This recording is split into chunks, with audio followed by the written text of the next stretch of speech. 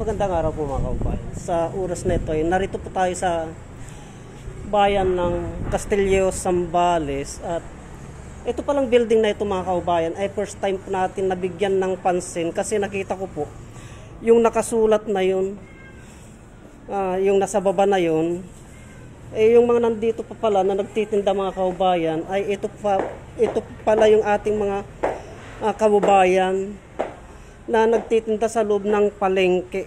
Bali dito pala sila ilinipat mga kaubayan, kaya silipin po natin. Kaya umakyat po ako dito at ito po sisilipin po natin, tignan po natin mga kaubayan. May sarili na po silang pwesto dito po. May sarili na silang pwesto dito sa taas mga kaubayan. Kaya yung ating mga kaubayan na namamasyal dito sa Castillo, Zambales at gusto pong bumili ng mga damit, lalo na yung mga pang-school, ay akyat lamang po kayo dito sa taas. Kasi nandito na po sila mga kaubayan. Ito sila, ito yung ating mga kapatid na nagtitinda po noon dun sa gilid doon. Kaya pala hindi na po natin sila napapansin kasi nabigyan po sila ng pwesto dito sa taas ng palengke. Bali itong building na ito, itong kinalalagyan ko ngayon mga kaubayan, ay dito na po sila nailipat. Ikutin po natin mga kaubayan para makita po natin yung kanilang mga paninda. Itong area na ito ay puro mga damitan po ito. Magmula dito sa gilid na yan, ito, hanggang dulo, hanggang dito ay puro mga damitan po dito mga kaubayan. Kaya yung ating mga kaubayan na namimili ng gamit pang school, uniforme, bag, ay akyat lamang po kayo dito sa taas po ng isdaan mga kaubayan. Nandito po sila, wala na po sila doon sa gilid doon, wala na po sila sa palengke, kaya akyat lamang po kayo dito at dito po ay makapamili po kayo. Sari-sari na po, tsinelas, bag, mga sapatos, nandito na po silang lahat mga kaubayan, wala na po sila doon sa baba. Kaya yung ating mga kaubayan dito sa Castillejos, baka manibago po kayo, ay umakyat po kayo dito sa taas. Ako po sa pagdandang ko dito mga kaubayan ay hindi ko po nabibigyan pansin itong building na ito. Nandito pala yung ating mga kaubayan na ngayon. Shout out to sir. Nandito pala yung ating mga kaubayan. Akyat lamang po kayo dito, kompleto po dito. Mga tsinelas, mga damit, kasi pag hindi po natin nabibigyan pansin yung ating mga kapatid dito na naghanap buhay, hindi po natin sila mapapansin mga kaubayan na nandito po, hindi pa alam ng karamihan yung ating mga kapatid dito sa Castillejos na nandito na po sila sa taas ng building na ito. Ako din po natutukan ko lamang po yung nakasulat sa baba, kaya nainganyo po ako na umakyat at nakita ko nga po sila dito mga kaubayan. Akyat lamang po kayo dito sa building na ito. Ikutin po natin hanggang dulo mga kaubayan. O katulad nitong hinaing ng ating kapatid. Walang binamano.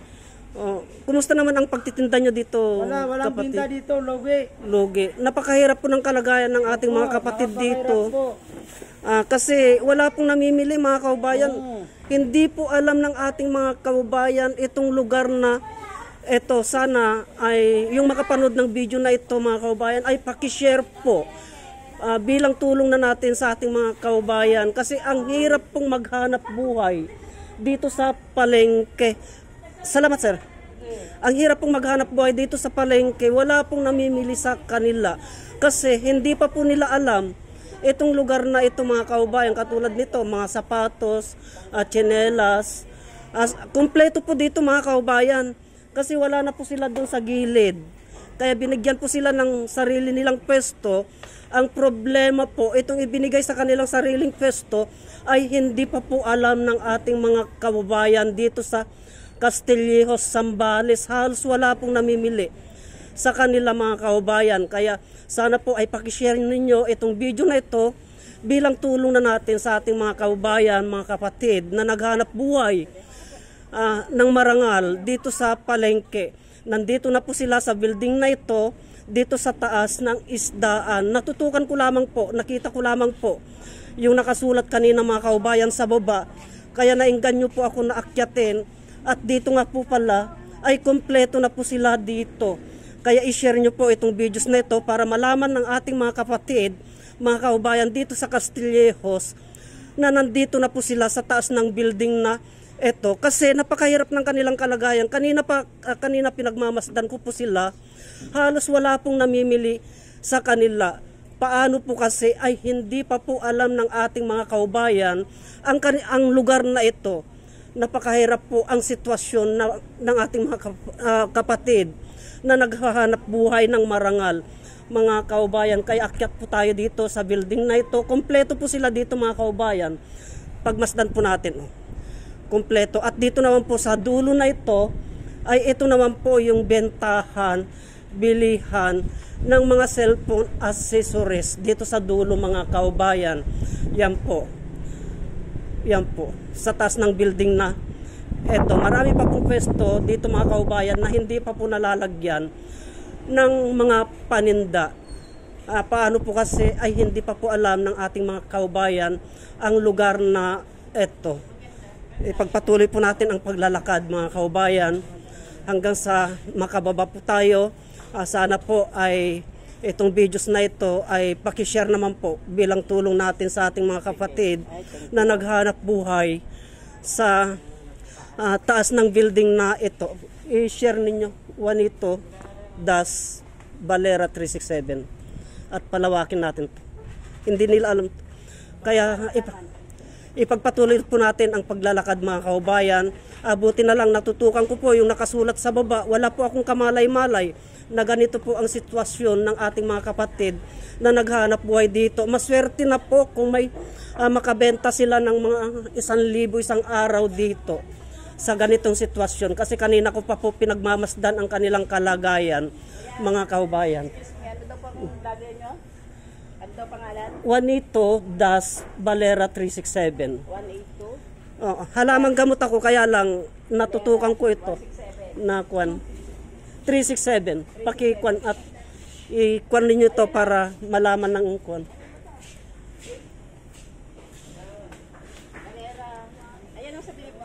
Juanito 182. Das. Lagyan nyo ng Das, madam. Valera 367. Matitrending na yung pwesto dito sa taas. Ayun, nakita ko na. Yan. Yan po. Yes, ma'am. Undersea. Sige po. Na halamang gamot ako kaya lang gusto kong nakakaawa naman yung kanyo dito, nakita ko lang. I-share ninyo yan at palawakin natin yan para malaman nila dito. Sir. Thank you sir. Kaya pagpatuloy po natin ang paglalakad mga kaubayan. Pakikuha na lang yung kwan ko dun sir at i-share ninyo para malaman ng ating pagpatuloy po natin.